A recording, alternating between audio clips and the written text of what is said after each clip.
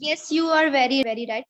इसी तरह बिल्कुल। और उसके बाद एक और भी चीज, जिस तरह आपने कहा कि गवर्नमेंट की तरफ से कुछ ऐसे रूल्स हैं, तो बिल्कुल भी नहीं है अभी तक, क्योंकि मैंने आपको स्टार्ट से इसलिए बताना शुरू किया ताकि मैं आपको ये चीज भी बता सकूं कि जिस तरह हमारे पास जो है प्लेटलेट्स के 5 डेज हैं, 5 डेज के बाद जो है वो डिस्कार्ड कर देंगे। ठीक है, वो नहीं देखेंगे कि अभी मतलब ये हो सकता है कि शाम के टाइम या लेटर उनके किसी टाइम पे जरूरत पड़ जाए। 5 डेज के बाद वो डिस्कार्ड हो जाएगा बैग। अब हमें नहीं पता कि मतलब उस टाइम पे सपोज अगर वो इस्लामाबाद में डिस्कार्ड हो रहा है तो कराची में जो है वही प्लेटलेट्स नीडेड हूँ। तो अभी तक ऐसा कोई सेंट्रल ब्लड बैंक बना ही नहीं है जहाँ पे ऐसे रूल्स बनाए जाएं जो मतलब जो चीजें अगर विद इन टाइम रेंज वो डिस्कार्ड हो रही है तो वो किसी दूसरी जगह पे ट्रांसफर हो सके, ताकि वो वहां पे अगर नीड है तो वहां पे जरूरत मतलब रिलेशन नहीं बने। और जहां तक बात आती है मिस्टेक की, तो उस टाइम पे जो बंदा वहां पे सुपरवाइज कर रहा होता है, ये जो बंदा परफॉर्म कर रहा होता है, सारी मिस्टेक उस पे आती है। उस टाइम पे आप फिर ये डॉक्टर को नहीं कंप्लेन कर सकते कि ये ऐसा हुआ है, क्योंकि डॉक्टर वहां पे सुपरवाइज नहीं कर रहा। जिस बंदे ने परफॉर्म किया या जो बंदा सुपरवाइज कर रहा है सारी।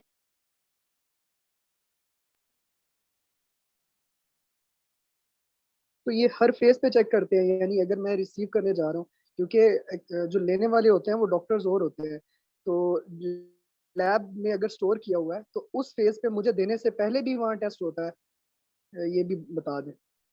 Can you please repeat the question?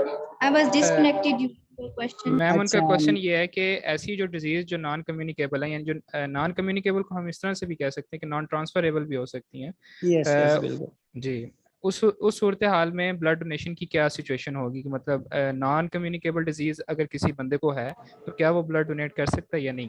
Okay, उस कंडीशन में यही चीजें होती हैं कि वो उस जब हम स्क्रीन कर रहे होते हैं ना, वो हम एक ब्लड बैग की स्क्रीनिंग कर रहे होते हैं, वो हम उस पर्सन की स्क्रीनिंग नहीं कर रहे होते। और उस टाइम पे उस ब्लड बैग के अंदर जो है हमारा सीपीडीए जो होता है, जो वो भी इंक्लूडेड होता है, एंटीकोगुलेंट। तो हम सिर्फ उन्हीं चीजों की इसलिए स्क्रीनिंग करते हैं जो ट्रांसफरेबल होती है, जो ट्रांसफ्यूजेबल होती है।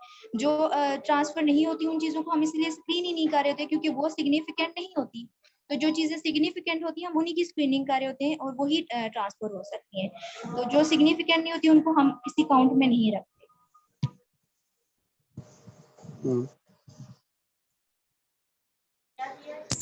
मैम एक क्वेश्चन ये था कि हम पहले टेस्ट तो करते हैं डोनर का, लेकिन जो टेस्ट का रिजल्ट है वो फौरी तौर पे तो नहीं आ सकते। एक मिसाल है, हम इनिशियल टेस्ट करते हैं और कोई बड़ी डिजीज है वो डायग्नोज नहीं होती, हम ब्लड ले लेते हैं, लेकिन बाद में डिजीज डायग्नोज हो गई है, तो इसका कोई ये हल नहीं है कि पहले ही रिजल्ट आ जाए ताकि उस डोनर से बंदा ब्लड ले ही ना?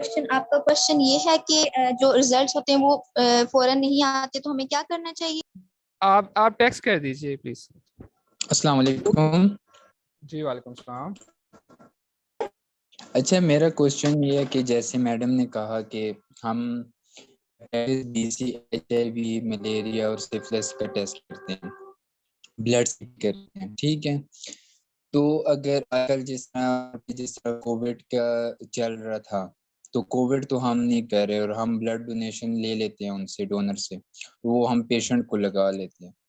तो ये करना चाहिए या नहीं करना चाहिए जो हमारा कोविड है, क्योंकि लैब्स में नहीं हो रहा कोविड का डोनर का टेस्ट। जब भी कोविड पॉजिटिव ऐसा कोई पेशेंट होता है ना, तो हमें पहले ही क्योंकि आजकल ऐसी काफी ज्यादा उसकी आ गए हैं सिम्टम्स, तो हमें पता चल ही जाता है कोविड पॉजिटिव या इस तरह की कोई भी कंडीशन। तो हम मेडिकल स्टेटस, इसीलिए हमने एक हमारा पॉइंट है कि जो हमारा स्टैंडर्ड ब्लड डोनेशन क्राइटेरिया है ना, उसको पास करना जरूरी होता है।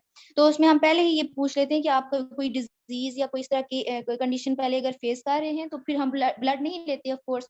और जब ऑफ कोर्स वो कोविड जी वालेकुम पॉजिटिव सलाम। होगा, तो हम पहले ही उससे ये चीजें जो है कंफर्म कर लेते हैं कि अगर वो कोविड पॉजिटिव है ना, या फिर कोई भी ऐसी सिम्टम्स या कोई कंडीशंस अगर वो कर है, तो फिर हम थोड़ा डिले कर देते हैं ब्लड डोनेशन, क्योंकि वो ऐसी कंडीशन तो नहीं है कि वो जाए ना, खुदा ना खास्ता, जिस तरह सिफिलिस वगैरह ये इस तरह की कंडीशंस जो हैं, तो HIV वगैरह की कंडीशंस, तो फिर जो है हम उसका डिले कर देते हैं जब तक वो रिकवर कर जाए।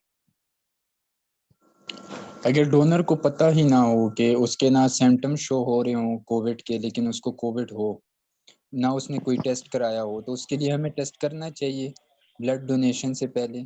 जो ब्लड डोनेशन का अभी तक क्राइटेरिया है उसमें यही आ जाता है कि आपका सीबीसी, आपका क्रॉस मैच और आपकी जो सीरोलॉजी की टेस्टिंग होती है, तो वही आती है मेरे अभी तक पॉइंट की ऑफ जो व्यू हमारा से क्राइटेरिया बना हुआ है। बस कट पता के क्या नहीं कहा होगा आपने? वो तो फिर एक अलग अलग बात आ जाती है ना। अगर तो पता नहीं होगा तो वो तो एक अलग बात आ जाती है, लेकिन अगर पता होगा तो वो 10 डेज के लिए या इस तरह की कुछ स्पेसिफिक टाइम होता है, आपका डिले हो जाता है ब्लड डोनेशन। और आपको अगर इसके हवाले से कुछ अगर इंफॉर्मेशन है तो आप भी प्लीज शेयर कर सकते हैं, वो हमारे लिए इंफॉर्मेटिव होगी अगर ये इनफ मेरा नहीं है तो। पॉइंट ऑफ व्यू तो ये है कि जब तक ये कोविड का चल रहा है तो ये लाजमी होना चाहिए। जिस तरह HIV है, हेपेटाइटिस बी सी है, तो कोविड का एंटीजन, रैपिड एंटीजन भी होना है।